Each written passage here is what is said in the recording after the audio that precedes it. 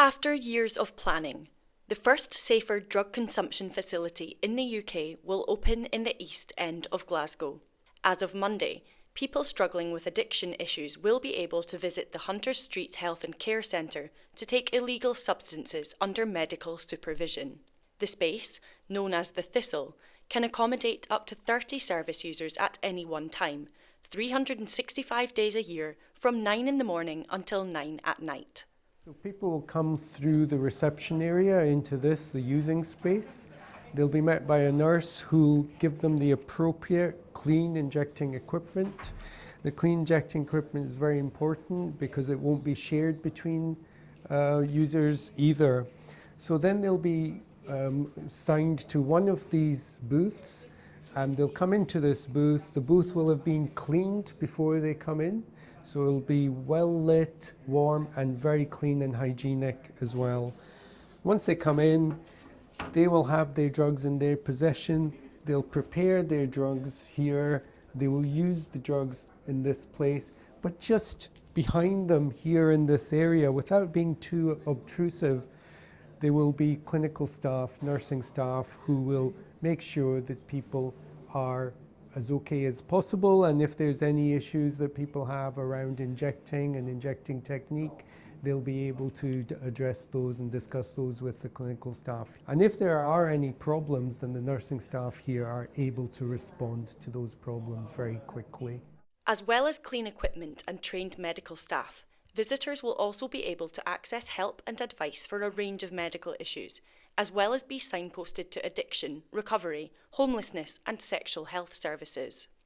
In 2023, 1,172 drug deaths were recorded in Scotland, a 12% increase on the year before, and Glasgow City, closely followed by Dundee, had the highest rate of fatalities across the country.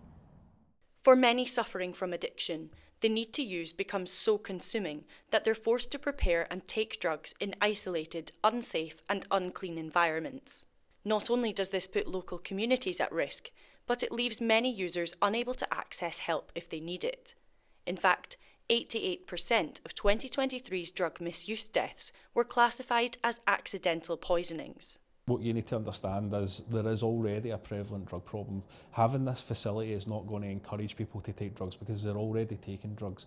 What this facility is doing is trying to prevent the harms associated with that by taking it off the street, off of those public alleyways, those closes, those parks, all of that into this safe, hygienic space to make it safer for everybody, those using drugs and those who are affected and impacted by it. A short walk from a number of well-known public injecting areas, the Thistle hopes to reduce the harm felt by those with addictions, as well as the communities they belong to, by creating a warm, clean and safe environment to access care and be signposted to a wide range of ongoing support in the city.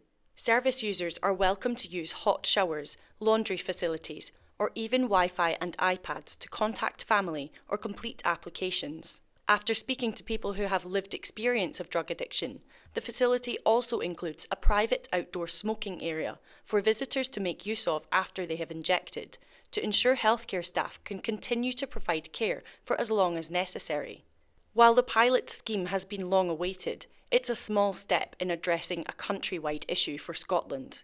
We've been very careful to say that in terms of the national picture around drug-related deaths and the drugs emergency, this is not going to have a huge impact on that, because this is really focused at a very discrete and relatively small population of people who inject drugs in the Glasgow city centre and the East End of Glasgow City, and we expect to see better outcomes for them, but that won't have an impact really on the national picture.